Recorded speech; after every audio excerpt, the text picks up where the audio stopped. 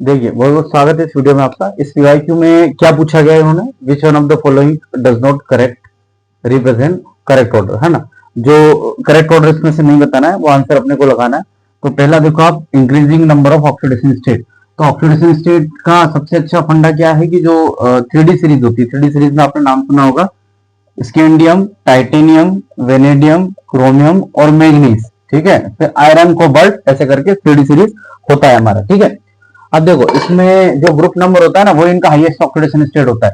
जैसे इसका ये 3 4, इसका 5 ग्रुप नंबर है, इसका 6, और मैग्नीज फैमिली का कितना है, 7। ठीक है, तो scandium, titanium, vanadium, chromium, manganese. तो मैग्नीज का हाईएस्ट ऑक्सीडेशन स्टेट 7 है और क्रोमियम का 6 है, क्योंकि उसका ग्रुप नंबर 6 होता है। ठीक है, तो डी ब्लॉक जो होता है ना, डी ब्लॉक ये स्कैंडियम से जो यहाँ स्टार्ट होता है, तो इसका ग्रुप नंबर 3 4 5 6 7 होता है।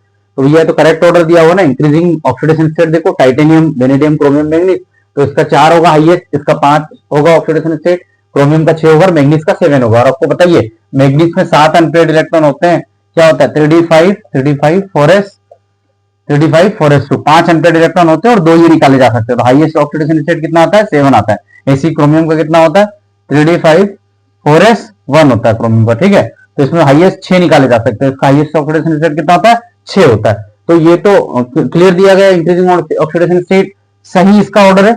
अब इंक्रीजिंग मैग्नेटिक मूवमेंट अगर आपको देखना है, तो मैग्नेटिक मूवमेंट कैसे देखोगे आप, इंक्रीजिंग अगर मैग्नेटिक मूवमेंट आपको देखना है तो देखिए मैग्नेटिक मूवमेंट कैसे देखेंगे इसमें अपन, नंबर ऑफ अनपेयर्ड इलेक्ट्रॉन। तो टाइटेनियम में कितने अनपेयर्ड इलेक्ट्रॉन है ना। टाइटेनियम क्या होता है, सेकंड पे आ रहा है, मतलब 3d2, ये 3d1 3d2 3d3 3d4, 3d2 4s2, है ना। तो ये टाइटेनियम। अब टाइटेनियम में कितना लिखा हुआ है, टाइटेनियम में अपने पास लिखा हुआ है +3 मैग्नेटिक मूवमेंट। तो 3 गए यहाँ से, तो 2 यहाँ से जाएंगे पहले आउटर मोस्ट शेल से, फिर एक यहाँ से जाएगा, तो ये कितना हो गया 3d1। तो है ना, इसका 1.9 आएगा। मैग्नेटिक मूवमेंट 0.9 से आप बढ़ा लो, क्योंकि एक फॉर्मूला होता है मैग्नेटिक मूवमेंट का, √an+2, ये फॉर्मूला होता है। यहाँ क्या होता है, n number of unpaired electron. तो अनपेयर्ड इलेक्ट्रॉन कितना है यहाँ पे, टाइटेनियम +3 दे रखा है, +3 मतलब 2 यहाँ से गया, 1 यहाँ से, तो यहाँ पे कितना है 3d1 बचा, और 3d1 बचा मतलब कितना अनपेयर्ड इलेक्ट्रॉन है, +3 होने का मतलब क्या है, टाइटेनियम अगर वहां दे रखा है अपने को 3+। ठीक है, मैं एक समझा देता हूँ, बाकी आप डायरेक्ट निकाल लेंगे। तो अगर टाइटेनियम 3+ दे रखा है मतलब 3 इलेक्ट्रॉन चला गया, 2 और 1 3, 2 गया 4s से, 1 गया 3d से, तो यहाँ पे एक ही इलेक्ट्रॉन बचा हुआ है, तो इसलिए 1.9 आएगा मैग्नेटिक मूवमेंट। एक अनपेयर्ड इलेक्ट्रॉन तो आप रख के देख लो, इनका वैल्यू 1 है, तो √1 1+2, तो कितना हो गया, 2 और 1 3, है ना। तो √3, और √3 कितना होता है भैया, है ना, लगभग 1.73। तो आंसर कितना आएगा अपना, इसके नियर बाय 1.8 1.9। तो आंसर मैंने इसका 1.9 लगाया। अब देखो इसमें अगर मान लो वेनेडियम में, वेनेडियम कितना होता है, वेनेडियम कितना होता है, ये हो जाएगा 3d3, क्योंकि 1 2 3, तो वेनेडियम हो जाएगा 3d3। वेनेडियम कितना हो जाएगा, 3d3। वेनेडियम हो जाएगा हमारे पास 3d3, वेनेडियम हो जाएगा 3d3, है ना, 4s2। तो वेनेडियम में से अगर 3+ देखोगे वेनेडियम में, तो 3d3 4s2, 2 यहां से गए, 1 यहां से गया, तो ये कितना बचा 3d2। तो कितना हो गया मैग्नेटिक मूवमेंट, लगभग 2.9, ये अप्रोक्स बता रहा हूं मैं आपको, लगभग 2.9। ठीक है, 0.9 से आप बढ़ा दो, तो देखो मैग्नेटिक मूवमेंट भी सही दिया है, मैग्नेटिक मूवमेंट भी बढ़ेगा यहाँ पे। आप क्रोमियम का करके देख लेना, क्रोमियम कितना आएगा, क्रोमियम आ जाएगा 3d5 4s1, और अगर क्रोमियम में से कितना निकालना पड़ेगा आपको, क्रोमियम में से आपको निकालना पड़ेगा 3, तो 3 निकालोगे तो कितना बचेगा क्रोमियम में, 2 यहां से, यहां से 3 इलेक्ट्रॉन बचेगा, तो क्रोमियम का आएगा 3.9। तो मैग्नेटिक मूवमेंट का ऑर्डर भी सही है, ये भी सही है, पहला वाला ऑक्सीडेशन स्टेट मैंने आपको एक्सप्लेन कर दिया। एक्चुअली मैं नोट पीवाईक्यू सिर्फ नहीं करवा रहा हूं, मैं इसको एक्सप्लेन भी कर रहा हूं, हर ऑप्शन पे हम काम कर रहे हैं, तो साथ साथ रिवीजन भी होता है, कैसे मैग्नेटिक मूवमेंट निकालना है ना, और कैसे जो है हमको ऑक्सीडेशन स्टेट के बारे में जानकारी मिली कि भैया जो ग्रुप नंबर होता है वो हाईएस्ट ऑक्सीडेशन स्टेट होता है। तो मैग्नीज का कितना है, 7 है, क्रोमियम का 6, तो ये भी ऑर्डर सही है, ये भी ऑर्डर सही है। मेल्टिंग पॉइंट पे आते हैं, मेल्टिंग पॉइंट का ऑर्डर कितना है, बताइए मेल्टिंग पॉइंट का क्या ऑर्डर होता है इसमें। मेल्टिंग पॉइंट का ऑर्डर होता है बेटा झन कु मन निकोफे निकोफे फे, स्कैंडियम, सचिन तेंदुलकर, विराट कोहली, आप ऐसे याद रखो। मेल्टिंग पॉइंट का ऑर्डर क्या होता है 3D सीरीज का मैं आपको सिखा रहा हूं, कैसे याद रखोगे। झन कु मन निकोफे, सचिन तेंदुलकर, विराट कोहली, ये ऐसे ऑर्डर में इंक्रीज करता है भैया, ऐसे ऑर्डर में। तो मेल्टिंग पॉइंट का ऑर्डर देखो क्या सही है क्या, क्रोमियम का कम और मैग्नीज का ज्यादा, है ना, जबकि मैग्नीज का कम है और क्रोमियम का ज्यादा है। मैग्नीज का कम है, क्रोमियम का ज्यादा है। जो करेक्ट ऑर्डर है मेल्टिंग पॉइंट का 3D सीरीज की मेल्टिंग पॉइंट का ऑर्डर, ये आप याद रखो, आपको ट्रिक मैंने बता दी बहुत अच्छी। जन कुमन, रेड कॉपर मैग्नीज, जन कुमन, निकोफे, सचिन तेंदुलकर, विराट कोहली।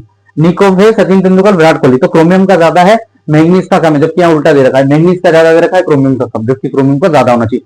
तो भैया पकड़ में आ गया, ये ऑर्डर इनकरेक्ट है। ठीक है, उन्होंने पूछा ना does not correct represent, does not correct the represent, है ना, इनमें से कौन सा जो है करेक्टली रिप्रेजेंट नहीं होता है, तो ये वाला है ना, ये भी सही है भैया। सेकंड आई का एग्जाम देखो, स्कैंडियम, टाइटेनियम, वेनेडियम, जो फर्स्ट तीन बंदे हैं, तो ऑर्डर क्या होता है, ये इंक्रीजिंग ऑर्डर होता है सेकंड आई का, तो इन तीन का तो सेम आता है। फिर क्रोमियम थोड़ा आगे उठकर चला जाता है, क्रोमियम मैग्नीज के आगे आ जाता है सेकंड आई में, ध्यान रखना, है ना, क्रोमियम आगे आ जाता है सेकंड में। तो ये सही है, ये ऑर्डर सही है। क्रोमियम यहाँ नहीं होता है, सबसे कम होता है सेकंड आई, स्कैंडियम का, फिर टाइटेनियम, वेनेडियम, फिर क्रोमियम नहीं आता है, क्रोमियम आगे हो जाता है, मैग्नीज पीछे हो जाता है, मैग्नीज पीछे, क्रोमियम आगे। तो सही है सेकंड आई का ऑर्डर, सेकंड आई का ये ऑर्डर सही है। तो मतलब आंसर क्या हो गया अपना करेक्ट, ये तीनों करेक्ट है, ए, बी और डी, और सी वाला अपना इनकरेक्ट है। तो आंसर गया, उन्होंने इनकरेक्ट ही पूछा, तो आंसर सी जाएगा इसमें। ठीक है, ध्यान रखिएगा। और आप चाहो तो ये सीरीज तो मैंने आपको बता दी कैसे याद रखना है, मेल्टिंग पॉइंट का ऑर्डर, जनकुमन, है ना,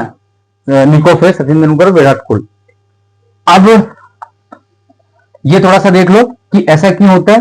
देखो क्रोमियम है, मैग्नीज से, आप खुद देखो कि क्रोमियम का सेकंड आई ज्यादा क्यों है।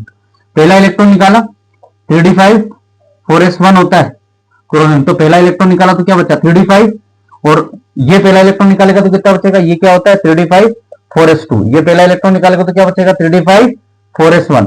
अब मुझे बताओ दोनों में से इलेक्ट्रॉन निकालना कहां से टफ है, यहां से, क्योंकि यहां थर्ड शेल से निकालना है और यहां फोर्थ से, है ना, तो थर्ड शेल से निकालना टफ है, इसीलिए क्रोमियम का ज्यादा आई लगेगा सेकंड इलेक्ट्रॉन निकालने में, ध्यान रखिएगा। पहला इलेक्ट्रॉन निकालने में आई फर्स्ट किसका ज्यादा लगेगा, मैग्नीज का, यानी कि आई फर्स्ट का ऑर्डर किसका ज्यादा होगा, कभी पूछ ले आपसे मैग्नीज का ज्यादा होगा क्रोमियम, लेकिन आई सेकंड का अगर आपसे पूछे तो आई सेकंड का किसका ज्यादा होगा, क्रोमियम का ज्यादा होगा, किससे, मैग्नीज से, ध्यान रखना। ठीक है, और ऐसा इसलिए हुआ क्योंकि यहाँ पे फोर्थ आई सेकंड में एक इलेक्ट्रॉन निकालने के बाद फोर्थ से इलेक्ट्रॉन निकालना है, और यहाँ 3d से, तो थर्ड शेल से निकालने में ज्यादा ऊर्जा लगेगी as compare to fourth shell, है ना, चौथी शेल से थर्ड शेल से इलेक्ट्रॉन निकालने में ज्यादा ऊर्जा लगेगी। ठीक है, चलिए, तो आई सेकंड का ध्यान रखना, आई फर्स्ट का मैंने आपको बता दिया, इसका उल्टा होगा आई फर्स्ट का, ये आई सेकंड का है, तो इट इज द करेक्ट। ठीक है,